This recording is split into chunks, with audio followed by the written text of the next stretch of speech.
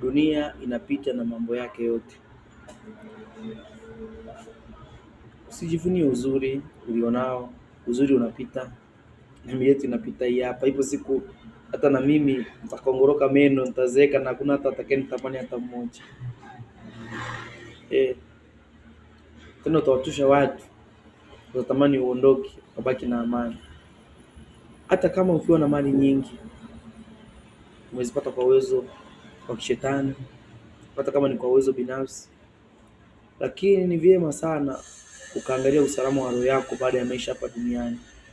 Okoka, mkabidhi Yesu maisha yako, awe Bwana Mwokozi wa maisha yako, utakuwa salama. Sababu ile maisha ya roho ni maisha ya milele, hayo duniani yanapita. Leo tunakuhubiri sawa, utatukana, utatuona wajinga, utatuona wapumbavu, utatuona hatuna akili, lakini kuna siku itakuja utatamani hata Mungu akupe sekunde moja uombe rehema mbele za Mungu, haitawezekana. Kuna pointi moja nataka niongelee leo. Kuna watu huwa wanasema wanauteka ufalme wa Mungu. Imeandikwa hivi: ufalme wa Mungu hutekwa na wenye nguvu. Sasa watu unakuta kwenye maombi yao eti wanasema wanauteka ufalme wa Mungu. Watu kama watu binafsi.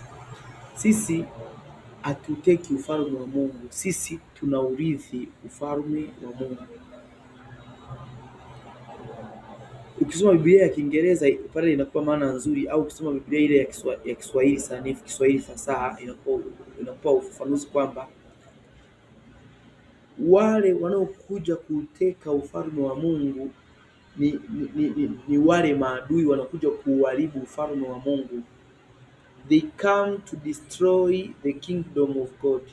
Kwa sisi usio unaomba unakoti huo mstari, unaomba eti kwamba unauteka ufalme wa Mungu. Kwa mfano iko hivi, mimi na vitu vyangu ndani, mimi ni baba, nataka kuokolesha watoto. Eti yule mtoto anakuja ananiteka mimi, ananinyang'anya vile vitu. Hapana, anayekuja kuteka huwa ni mharibifu, ni shetani. Anakuja kuteka watu, anaiba nafsi zao, anaugeuza kuwa ni misikio bila hiari yao, bila anawanyima haki yao ya msingi. Kwa hiyo Mungu atashangaa unaenda kuteka ufalme wake. Hapana, ile neno Mungu anatumia vizuri. Ile maana ya pale sio kuteka ufalme wa Mungu, ni kurithi ufalme wa Mungu. Sisi tunarithi ufalme wa Mungu.